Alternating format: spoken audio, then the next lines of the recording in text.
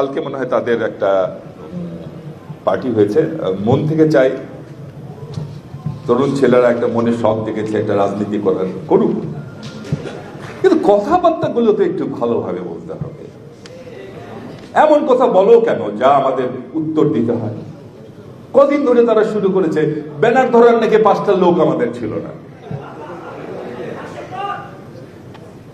আরে বাবা, তোমরা আমাদের লোক দেখবা কখন?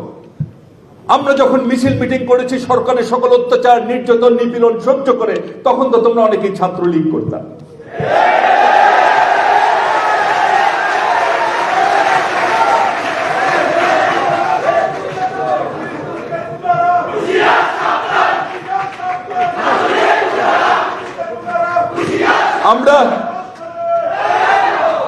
আমরা সমাবেশ বলি, বড় বড় সমাবেশ পল্টনের কথা বাদ দিলাম, এই বিভাগীয় সমাবেশগুলো আমরা যা করেছি, তোমরা তোমাদের চর্মচক্ষু দিয়ে সারা জীবনে যত মানুষ দেখনি তার চেয়ে বড় বেশি মানুষ আমাদের সেই সমাবেশগুলো করেছে। আর কি বলে 5 জন মানুষও নাকি আমাদের হতো না। আরে ভাই, তোমরা তো ছাত্রলীগ করতা নাকি জীবনের ভয়ে, আর আমরা আমাদের জীবন, আমি সেদিনও বলেছি একটি মিটিং এ, আমাদের জীবন চলে যাবে, আমাদের গুম করা হতে পারে, আমাদের পঙ্গু করা হতে পারে, আমাদের স্ত্রী সন্তানরা তাদের প্রিয়জনকে হারাতে পারে, এই কথা জানবার পরেও, আমাদের জীবন চলে যাবে জানবার পরেও আমরা শেখ হাসিনার সেই গুন্ডা বাহিনীর সেই অস্ত্রের সামনে গান পয়েন্টে বুক পেতে দিয়েছি। আমরা লড়াই করেছি, আমরা আওয়ামী লীগ করি নাই, আমরা হাসিনাকে মোকাবেলা করেছি।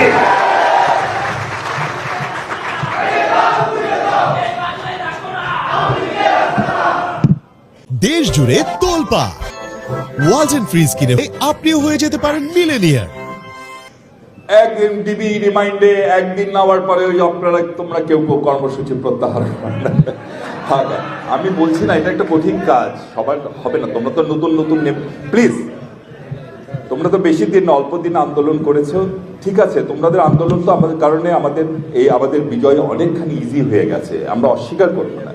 কিন্তু যে তোমরা যেমন তোমাদের বোঝানোর জন্য বলছি, তোমরা যেমন একদিন ডিবি রিমাইন্ডে নিয়ে তোমরা তোমাদের কর্মসূচি প্রত্যাহার করেছো, আমাদের মাসের পর মাস বছরের পর বছর এইভাবে ডিবিতে নিয়ে যে রিমাইন্ডে নিয়ে আমাদের উপর এমন কোন অত্যাচার নাই যা করা হয় নাই।